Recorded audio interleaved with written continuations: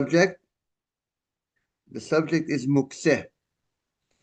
You know, one of the things that the rabbis um, decreed, they made a certain gzera that they didn't allow us to handle certain things on Shabbat, and that's called mukseh. Mukseh is an item that was designated, that was separated from use. That means it's not standing to be used on Shabbat or Yom Tov, and that is called mukseh. And now, regarding the issue of mukseh, there's, the rabbi said you can't eat b'Shabbat only certain foods that were prepared before Shabbat. And just like by the man, it says on the sixth day they prepared. On the sixth day you'll prepare what you will bring.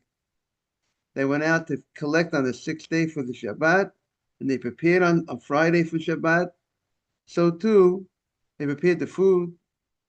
So too, food that was not prepared before Shabbat is called mukseh and cannot be eaten. Now, besides the eating of mukseh, you can't eat something that's mukseh. You can't move an item that's that was separated from use. And what's the reason why the rabbi said you can't move items that were separated from use? Let's say you have money, you can't handle money on Shabbat. Money is something that's separated from use. You don't use money. Um, you have no use for money on Shabbat. You don't plan on using the money. You're separated from using it because you do business with money. But one of the reasons that's given is because if you move things that you can't handle, if you move things that you don't need, sorry, if you move things that you don't need on Shabbat, you might come to carry from private property to public property. If you can handle everything, if you can move everything, if you can move things around, if it's unlimited what you can move around, you might come to carry from private property, from property to property.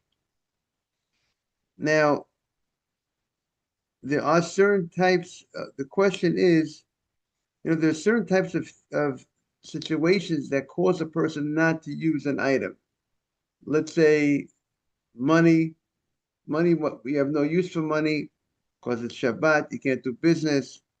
There's certain things, let's say a hammer, because even though there are uses of a hammer which are permitted type of uses like cracking a nut, but the general use of a hammer is to build, and because of it's a utensil that's designated for prohibited type of action on Shabbat. That's called a kli shemalachto le'isa, a utensil that's used for forbidden activity. So that's called. So there are different situations regarding different items that cause it to be mukseh. There's a question of something is disgusting. Do we say muksa machmas mius? That something you don't use it because it's, let's say, we're gonna see, let's say, a candelabra made out of earthenware. You have a utensil that you place oil and wick.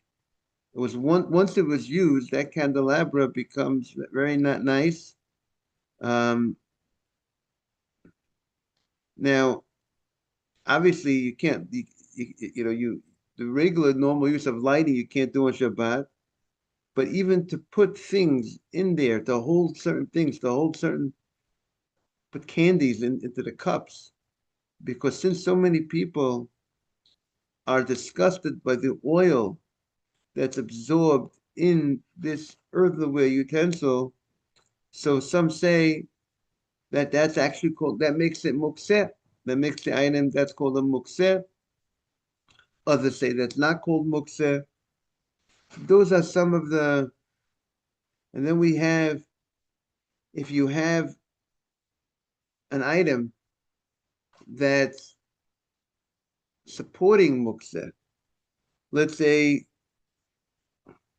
you have a drawer and in the drawer you put money in the drawer. So that drawer is holding up the money, supporting the money. Then you can't open that drawer on the Shabbat, even though you're not touching the money outright. But since you left the money in before Shabbat, that drawer becomes mukseh because it's supporting mukseh. It becomes like the mukseh itself, a barrel that you place a rock on. You have no purpose for the rock, or a bed that you place money before Shabbat. You put money on the bed. You plan on leaving the money on the bed. So that becomes since it's serving the mukseh, it's a basis mukseh, it's holding the mukseh. It's like the mukseh itself. It loses its own identity, and it becomes forbidden. So we have to see more about that. We have, like we said, there are different types of mukseh.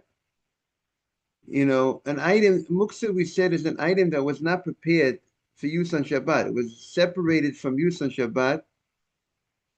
Um, so let's say we said one type of muksa, we said is something which is not a utensil, not a food, that has any purpose for a person. Say money, dirt, um, rocks.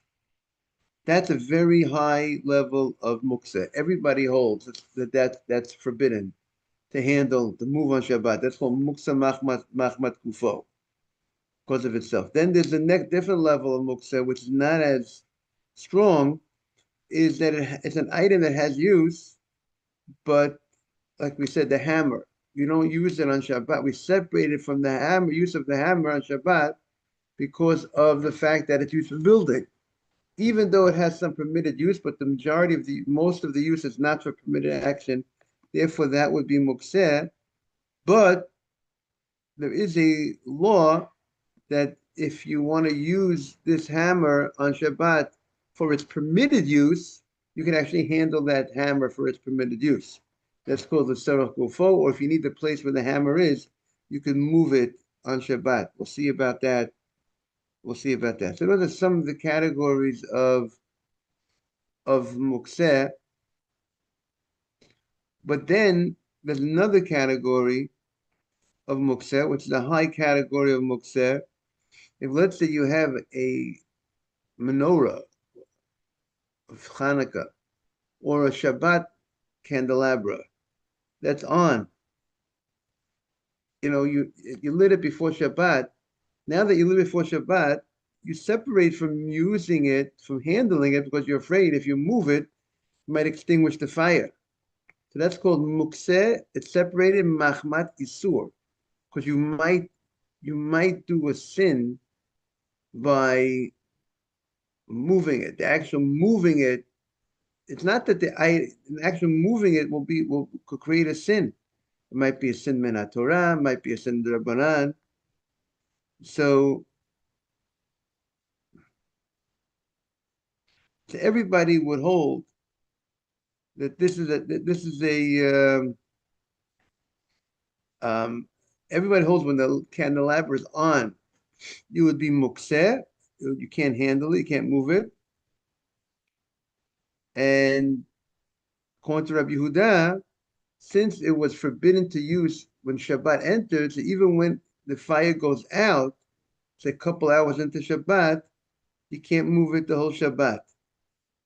But that's the rule, according to, the rule that something that was mukseh, separated from when the Shabbat Shabbat entered by Ben Hashmashot. Once you separate from using it Ben Hashmashot, it's separated from using it. It's forbidden for using it the whole Shabbat. But that's not according to all opinions. There is an opinion we'll see in the Gemara that does that. Certain circumstances that doesn't apply. To see more in the halacha. Now, something that's attached to the ground, it also should it's a problem of muksa machmas isur. You might do a sin if you handle it. You might detach from the ground on Shabbat, and even if somehow it got detached on Shabbat by itself, again, that should be also the same story that once the Shabbat entered, it was forbidden to, it was mukseh, so it should remain mukseh for the whole Shabbat. We have a situation that a utensil that's made, that's usually to do some type of work, a forbidden type of work on Shabbat, and you are very particular about the utensil, not to use it for other types of uses because it might get ruined. Let's say a knife of a shochet, a knife of a slaughterer. That knife, you're very careful. You don't want, because the knife has to be very. There can't be any nicks on the knife. It's very sharp and smooth, and therefore you wouldn't handle it. You wouldn't move. You wouldn't generally use that knife to cut a piece of cake, to cut a challah, because that knife is generally used for slaughtering, and I'm very hesitant to use it for any other type of use, less because I'm concerned I might ruin the knife. That's called muksam machmas chesar and kiss. I'm afraid of a loss of money, and that would be forbidden to to move. It's also a high level type of mukseh. If to see more in the 17th parak, will be discussed more about this mukseh. So we have all different types of situations of mukseh. Now with that backdrop, let's take a look at our Mishnah. We are on 42b, the new Mishnah, 42b, 1, on the bottom of the page. Okay, so the Mishnah states, Ein notnin kli tachat haner the Kabbalah Bo'at Hashem. You can't go ahead and place a utensil under the place you're lighting the Shabbat, and let's say they were using oil to light the Shabbat candles, and there is oil that is dripping from the candelabra. Can you place a utensil to catch the oil? Now, well, the oil that's dripping is mukseh. You can't move that oil. That oil was, when Shabbat came, you were separating from handling. You want to be able to handle that, move that oil when Shabbat came, right? Because when that oil when Shabbat came was in the candelabra, being used for lighting the menorah, lighting the Shabbat candles, if you would take some of that oil out, you could be diminishing the strength of the fire, the candelabra. So that would be one issue. So therefore, you are separated when Shabbat comes. You're separated from using it. You will not be able. It will be forbidden for you to handle that oil. And not only is the oil mukseh, the Mishnah teaches us you can't put a utensil down underneath nearby to catch the oil that's being dripped out from the candelabra. We're going to see in the Gemara, there's a machloket, different opinions. Why can't I put a utensil down to catch the oil? Some say you're only allowed to move a utensil for something that you're able to move. You only can move a utensil for something which is not mukseh. But if you're moving a utensil, like a plate, to catch the oil, which is mukseh, that's the purpose, that would be prohibited. That is Um, According to this opinion, you only can move something for something that's permitted to be moved. Now, others say is the problem is when you remember the oil that's dripping is mokseh. So if you put a plate to catch the oil, that plate you're now nullifying a plate. You're making something that's not that's movable, that's usable, not usable now. Because when it catches the mukseh, it will have the mukseh on it and it will become mukseh. You will not be able to handle that plate. And Rashi says that it's like if you're going to make this item not able to be moved, it's like you're setting a place for it and attaching it to the ground. It's similar to malacha, like building something of some sort. Rashi says it's similar to a malacha because you are making this plate unmovable, unusable anymore. It's like he said, Rashi says it's like you're attaching it with clay to a certain place. That's what it's like. Now it's like the malach of building. What do you do with building? You take you take some clay, take some dirt, you take some whatever, and you make a brick, or you make something, you fill in a gap, something that's permanent, that remains there permanent, not to be moved. So those are the two possibilities why you can't place the plate to catch the oil, because the plate, like we spoke about earlier about the bed, if you keep money on a bed before Shabbat, the plate becomes a basis. It's the foundation. It's holding the mukseh, and something that's holding the mukseh is forbidden to be moved, like the drawer. A drawer that has money in it, the drawer that contains the money has the same status as the money. If the drawer has things in it that are permitted items in the drawer, let's say the drawer has a sefer, so we have to look into the halacha. But generally, what I recall is if the thing that's permitted is more important than the thing that's not permitted. Let's say you have a dime and a dime, a nickel, a penny, which is not significant compared to the book. So then by opening the drawer, you are opening the drawer. So the drawer is a basis, is a holding for something that's permitted to have and something that's not permitted to have. It's holding the dime, the nickel, and it's holding the sefer. Since the sefer is more important than the dime and the nickel, so let's say you would be able to open the drawer. The dime and the nickel is still mokseh. You can't handle the dime with the nickel, but you should be able to open the drawer. Now,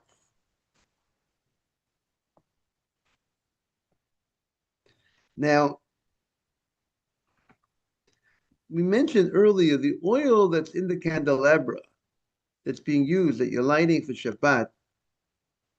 We said that oil is mokseh. You can't move that oil. That's not the discussion of the Mishnah. Discussion of the Mishnah is about catching the oil that's dripping. And we said that one of the reasons that you can't move the oil that's in the candelabra while it's lit on Shabbat is because by moving that oil, you will be possibly diminishing the fire. When you take away some of the fuel, it could diminish the fire. That is one reason. Now, they say, look later on in Mem Dalet, in note number 11, Mem Dalet, let's see, note number 11.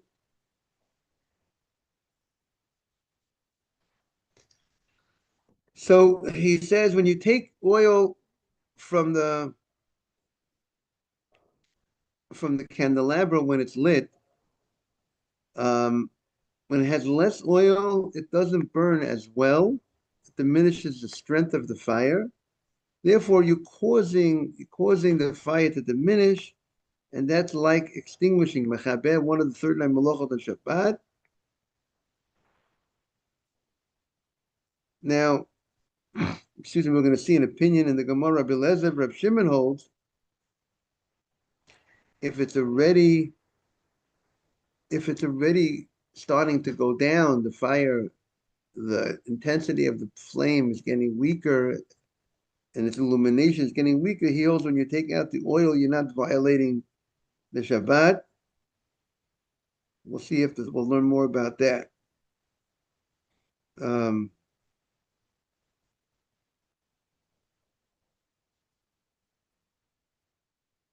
Okay. Now, to getting back to our Gemara. So,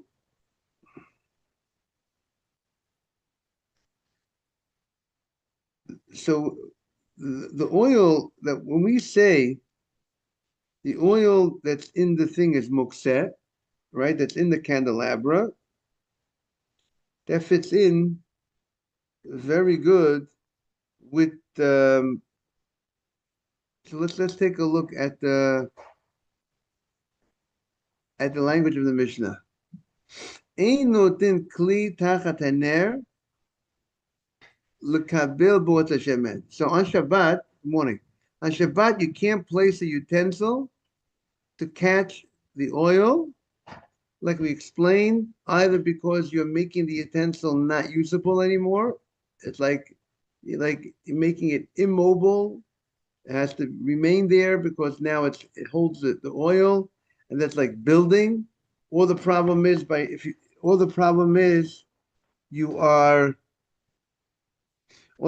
you can't move a utensil only for something that's movable on Shabbat. And if you move the utensil to catch the oil, whenever you are moving utensil for something which is not moved.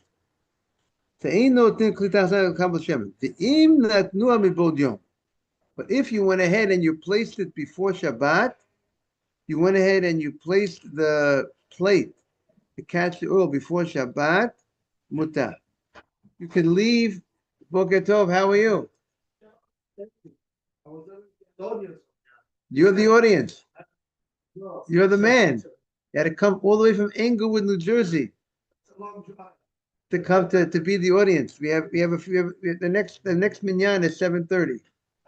You prayed already? Yeah, of course. That's why I'm here. So if you want to stay a few minutes, we'll let you stay. It'll be an honor to have you. You'll add a lot to the Gemara. You can do it orally, or if you want to open the Gemara, whatever you want. Okay, listen. So we have a great day. You too. Shabbat Shalom to you too. So with the Mishnah, we got starting Mukset. The Mishnah is talking about the issue of Mukset. Man, the Mishnah states a law. On Shabbat, you can't go ahead and let's say you have a candelabra, like a menorah, or that you're using to light the Shabbat. Not everyone uses candles. People use oil. And you have the oil going, but some of the oil is dripping down. It's dripping, and it's falling on the table. Yeah. Or it's falling on the floor. Can you place a plate on Shabbat to catch the oil? Oh, isn't that mentioned in the Bamad-Likin? I think they mentioned that. Bamad-Likin discusses the different things that you could use as wicks and what you can't use as wicks, and what kind of oils you can use and what kind of oils you can't use. But here we're talking about a different point connected to that is, can I put a plate? Sounds very innocent. I'm just putting a plate to catch the oil that's dripping down. Not only that, but it's also maybe preventing a loss, right? If we can remove the table. Right? Well, let's say it's going on, even let's say if it's going on the floor. So I want to save the oil. Am I allowed to put the plate? So the Mishnah says I can't do it. What's the problem? Why couldn't I put the plate? So there's two reasons that we'll see that are given. We'll have to see which one is halakha. One reason is given is because if you put a plate is something that you could move. It's a movable item. It's not mukseh. The oil in the lamp is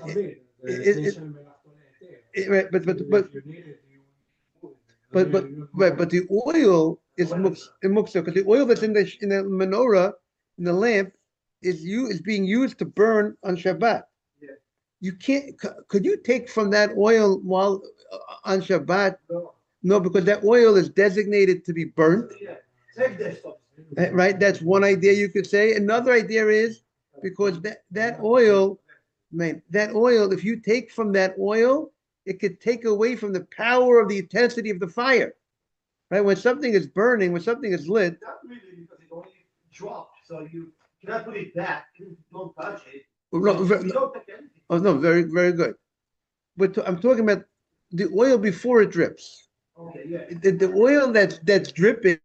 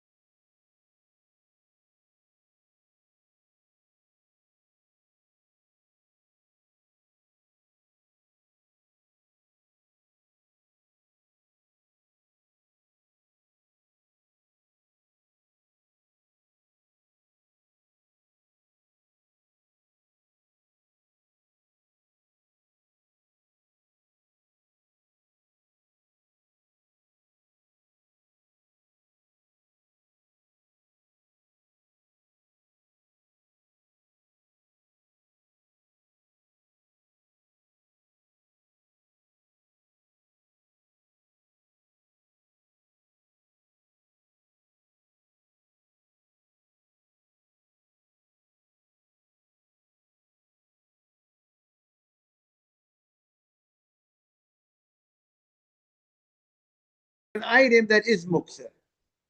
There's another reason. That's one reason. That one opinion says. Sorry, we had some trouble, Asaf. The other reason is given is that when you put the plate to catch the oil, now the plate becomes muksa. You've made the plate immovable. Right. It's called a basis. The basis dvar asur has a status of the davar asur. It's like, but when you made it, the second you put this plate, you put this. Right. You're right. Then it's a basis. Right. Then it's a basis lahetel isur. But if you put a plain plate to catch the oil identified as mukset. But now it makes the whole thing mukset. Now, what's the problem with that? What's the problem with making a basis? So just don't move it. What's the problem? So you're mevatel kli mechana. You're taking a usable, right. Now you took a plate that 5 minutes ago you could use it for whatever you want, and now you can't use it. Now, so what's the problem with that? So what's the problem with me taking a plate that I could use? So now what's the problem about the lichima? What is the problem about?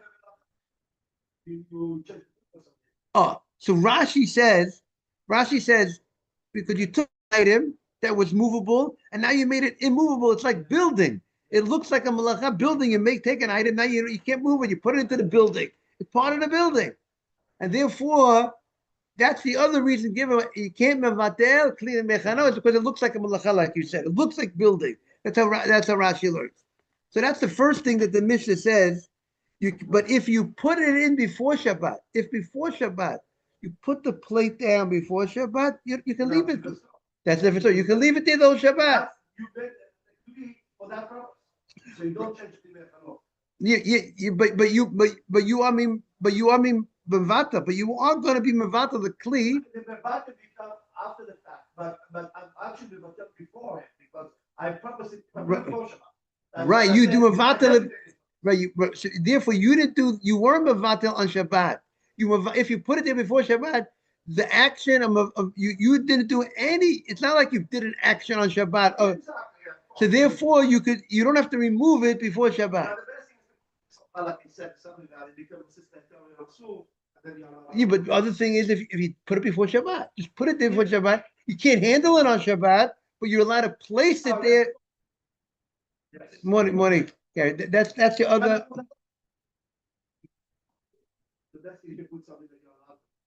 Right. If in case you want to write down. Thank you for joining. Tell Dr. Rosen that you were here. Okay, we have about a minute and a half or so, Gary, left. Every second counts. Yes, 100%. You have about a minute and a half to the class. So the Mishnah says that you can't go ahead and take a utensil. Here's the case of the Mishnah. You went ahead before Shabbat, you were using, let's say you have a lamp and there's oil in the lamp and the lamp is, and the oil is dripping. On Shabbat, the oil is dripping. So the Mishnah says, that you would say innocently, let me take a plate and I'll put it down, I'll catch the oil. What's the problem? But the Mishnah says I can't do that because the oil that's in that candelabra is mukseh, right? Because if you're using that oil, there's a wick there, there's oil that's fueling the fire. So something that the oil, when it's fueling the fire, it's designated for. Now I'm separated from using it because I can't handle that. If I would move the oil when the wick is in the oil, imagine you have the menorah, you have the wick in the oil. If you take out some of that oil while it's burning, right? Some say you're actually going to diminish the strength and the intensity of the fire because the oil is the fuel of the fire. So you can't take out oil from while it's lit. Correct? You can't remove some of the oil. The oil is mukseh. So we have a rule, but something is mukseh when Shabbat begins, it remains mukseh for the whole Shabbat. So even if the oil subsequently drips down Friday night and it's no longer in the lamp with the wick, but once it was mukseh before, it retains its status of mukseh. Now, if it stays in the status of mukseh, I can't put a utensil underneath to catch that oil. Now the question is, why can't I put a utensil to catch the oil? So some say that you only could move. One says because if you put the utensil there, now that the utensil catches the oil, you can't move the utensil because it's holding muksa. Something that's holding muksa has a status like muksa itself. If you have a drawer and you have money in the drawer, you have a lot of money in the drawer, even if you can't open the drawer because the drawer becomes muksa. Because unless you have more, I think Avram was about to say, right?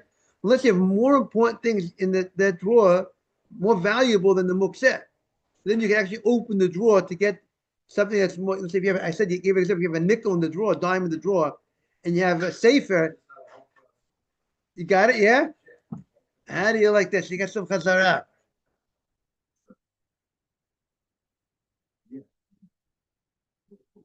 Beautiful. So it sounds very good. It's familiar. Like you said, It's coming up. valuable.